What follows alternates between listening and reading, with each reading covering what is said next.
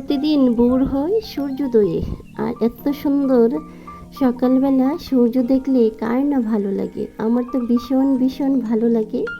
ঘুম থেকে উঠে অনেক সুন্দর একটা সূর্য দেখতে পাই, আর বাগানে ফুল ফুটে থাকে বিভিন্ন রকমের, আর ফুল দেখতে কার না ভালো লাগে। এমনিতে মন ছুঁয়ে যায়। আর কোকিলের কুহু কুহু ডাক, আর কি বলবো আপুরা ভাইয়েরা, আমার তো ভীষণ ভীষণ ভালো লাগে।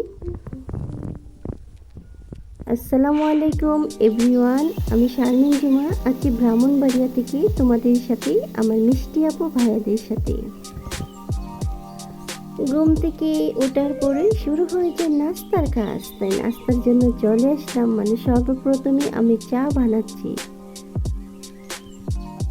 আর সকালবেলা এক কাপ চা না খেতে, মানে চা খেতে কার না ভালো লাগে। আমার তো ভীষণ ভীষণ ভালো লাগে, কিন্তু প্রায় সময় আমার রং চা খাওয়া হয়, দুধ চা আমার খাওয়া হয় না। আর আজকে ভাবতেছি আজকে আমি দুধ চা খাবো, তার জন্য অরিজিনাল একেবারে মানে গরুর দুধ নিয়েছি। দুধটা আমি ফুটিয়ে নিতেছি, এখন আমি চাটা বানিয়ে নেব।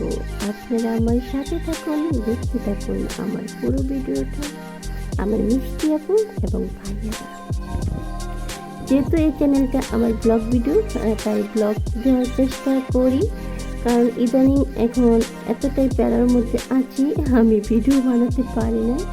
তাই ছোটোখাটো একটা ভিডিও বানাতেছি। যেহেতু আমি চাটা খাবো, তাই ভাবতেছি আমার প্রিয় আপুমনি ভাইদের সাথেও একটু শেয়ার করে নিই। আপনারা আমার সঙ্গে থাকুন, দেখতে থাকুন আমার পুরো ভিডিওটা, আমার মিষ্টি আপু ভাইয়ারা। যারা এখনো পর্যন্ত আমার চ্যানেলটা সাবস্ক্রাইব করেন না, দয়া করে সাবস্ক্রাইব করে নিতে পারেন, লাইক কমেন্ট শেয়ার করে দিতে পারেন, আর সবসময় আমার পাশে থাকবে। এদিকে আমি একটু চিনিটা দিতে ভুলে গেছিলাম, আর এখন শেষ মুহূর্তে আবার চিনিটা দিতেছি, কারণ চিনিটা গলতে অনেকক্ষণ টাইম লাগবে। যাই হোক, এখন আমি আবার ভালোভাবে মিশিয়ে নিতেছি।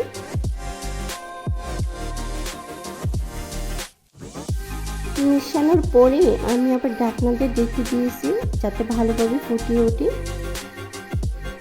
আর দেখুন চায়ের কালারটা কি সুন্দর, দেখতে অনেকটা ভালো লাগতেছে। আমি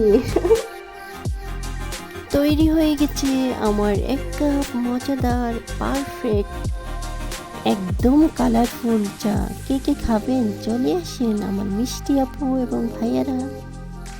আমি তো আছি আপনাদের অপেক্ষায়, তাড়াতাড়ি চলে আসুন আমার ঠিকানায়।